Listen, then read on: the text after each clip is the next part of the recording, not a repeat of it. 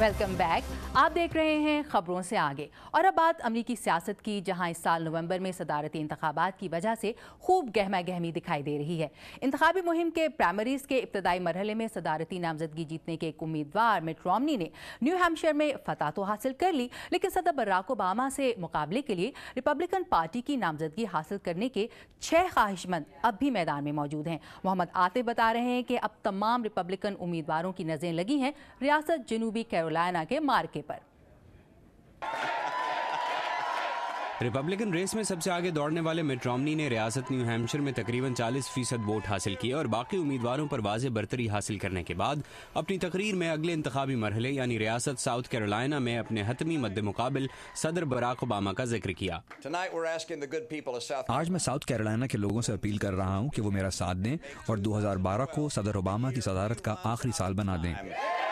New Hampshire में दूसरे और तीसरे नंबर पर आने वाले कांग्रेसमैन रॉन पॉल और चीन में अमेरिका के साबिक सफीर जॉन हंट्समैन ने इंतखाबी महाज पर डटे रहने का इरादा जाहिर किया। I'd say third place is a ticket to ride, ladies and gentlemen. लेकिन रिक सेंटोरम, जो आयोवा में मिट रोमनी से सिर्फ 8 वोटों से हारे थे, खुद को रिपब्लिकन पार्टी के लिए सबसे बेहतर उम्मीदवार कहते हैं। ख़वातीन और हज़रात, इस रेस में हमारे पास मौका है कि हम सच्चे क़दामत पसंद बने। सियासी मुबस्सिरीन के मुताबिक साउथ कैरोलिना की प्राइमरी मिट रोमनी के रिपब्लिकन हरीफों पर यह वाज़े कर देगी कि वो रोमनी का मुकाबला कर सकते हैं या नहीं। रिक सेंटोरम और जॉन हंट्समैन जैसे उम्मीदवार जिनकी पूरी तवज्जो रियासत आयोवा और न्यू हैम्पशायर पर थी, वो साउथ कैरोलिना पर अपना वक्त और पैसा नहीं लगा रहे थे।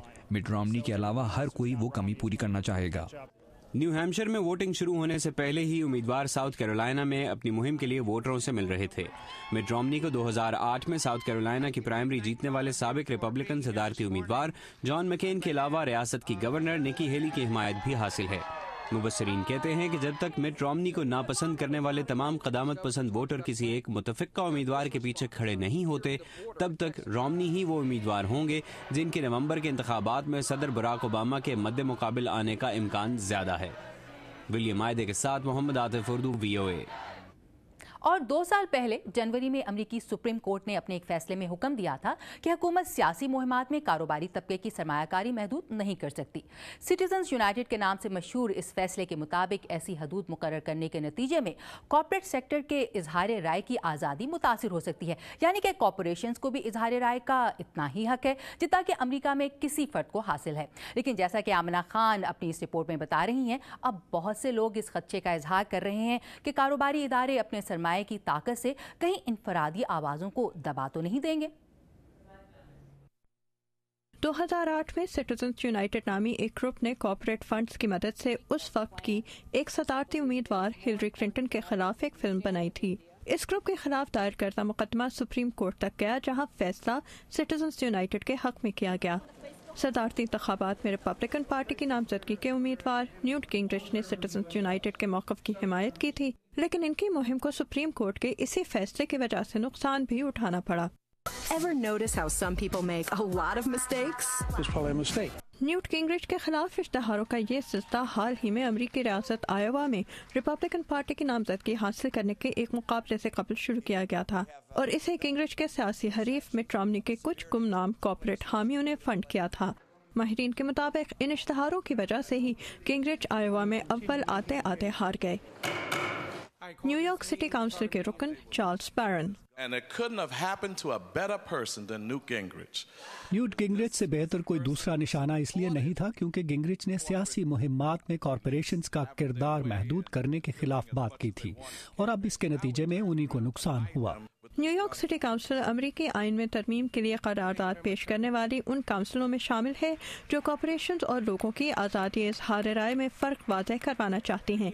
इनके मुताबिक सरमाए के लेन देन को आइन के तहत वो तहफ़्फ़ुज़ हासिल नहीं जो आज़ादी इज़हार राय को दिया जाता है। न्यूयॉर्क सिटी के अलावा लॉस एंजलिस, बोल्डर, ऑल्बनी और साउथ मायामी का भी यही मुतालबा है। जोना मिंकोफ जर्न का ताल्लुक पब्लिक सिटीजन नामी एक ऐसे इदारे से है जो सियासी मुहिमात में आम लोगों की शराकतदारी बढ़ाने पर जोर देता है। एक ऐसे शख्स या कॉरपोरेशन की निस्बत जो किसी सियासी मुहिम को बेतहाशा सरमाया फराहम कर सकता है, हमारे वोट की वो अहमियत ही नहीं है। लेकिन सदारती उम्मीदवार मिट रोमनी के एक हामी रिपब्लिकन काउंसिलमैन एरिक अल्ड्रिच ने इस قرارداد کے خلاف ووٹ ڈالا۔ کیونکہ ان کی بھی وہی اہمیت ہے جو لیبر کی تنظیموں اور دوسرے گروپوں کے اثر و رسوخ کی ہے، خواہ آپ اس نقطۂ نظر سے متفق ہوں یا نہیں۔ کسی ایک گروپ کو صرف اس لیے خارج کر دینا کیونکہ ہم اس کے موقف سے متفق نہیں، صرف ناانصافی ہی نہیں بلکہ امریکی طرز خیال کے خلاف بھی ہے۔ الرچ کے مطابق اس کے علاوہ اخبار اور مذہبی گروپ بھی مل جل کر انتخابات کے نتائج کو متاثر کر سکتے ہیں۔ پیٹر فٹنسکی کے ساتھ آمنہ خان، اردو VOA۔ اور اب سائنس۔ دنیا کے کچھ ممتاز سائنسدانوں کا ایک گروپ اس خدشے کا اظہار کر رہا ہے کہ ایٹمی ہتھیاروں کا پھیلاؤ روکنے، جوہری ذخائر میں تخفیف اور عالمی تبدیلیوں کے منفی اثرات کو روکنے کے سلسلے میں عملی اقدامات میں ناکامی کے بعد دنیا میں تباہی کے امکانات مزید بڑھ گئے ہیں۔ تفصیلات ندیم یعقوب کی اس رپورٹ میں۔ دنیا کو ایٹمی ہتھیاروں سے پاک کرنے کی کوششیں بے سود ثابت ہو رہی ہیں اور اسی وجہ سے سائنسدانوں کے ایک جریدے bulletin of the atomic scientist نے قیامت کی علامتی گھڑی کو رات کے 12 بجنے میں 5 منٹ پر کر دیا ہے۔ اس علامتی گھڑی کا مقصد دنیا کو ایٹمی ہتھیاروں کے خطرات سے آگاہ کرنا ہے۔ لارنس کراس میگزین کے شریک چیئرمین ہیں۔ آج ایٹمی ہتھیاروں کے خطرات، موسمی تبدیلیوں اور توانائی کے پائیدار اور محفوظ ذرائع کی تلاش میں چیلنجز کے واضح طور پر موجود ہونے کے باوجود دنیا بھر کے رہنما ایسے ظاہر کر رہے ہیں جیسے سب ٹھیک ہے۔ 2 سال پہلے امریکہ اور روس کے درمیان ہتھیاروں کے پھیلاؤ کو روکنے پر تعاون کی امیدوں اور امریکہ میں باراک اوباما کے صدر منتخب ہونے کے پیش نظر ان سائنسدانوں نے گھڑی پر وقت کو 1 منٹ پیچھے کیا تھا، مگر اب وہ امید بے یقینی میں بدل چکی ہے۔ ایسے وقت میں جب امریکہ، روس اور فرانس میں انتخابات اور چینی قیادت میں تبدیلی آنے والی ہے، وہاں ان ممالک کے جوہری پروگراموں کے بارے میں اور آنے والے دنوں میں اس حوالے سے ان کی پالیسیوں کے بارے میں غیر یقینی صورتحال پائی جاتی ہے۔ گروپ کے ایک رکن رابرٹ اسکالو نے زور دیا کہ دنیا کو مسائل سے نمٹنے کے لیے سائنسی حل تلاش کرنے چاہیے۔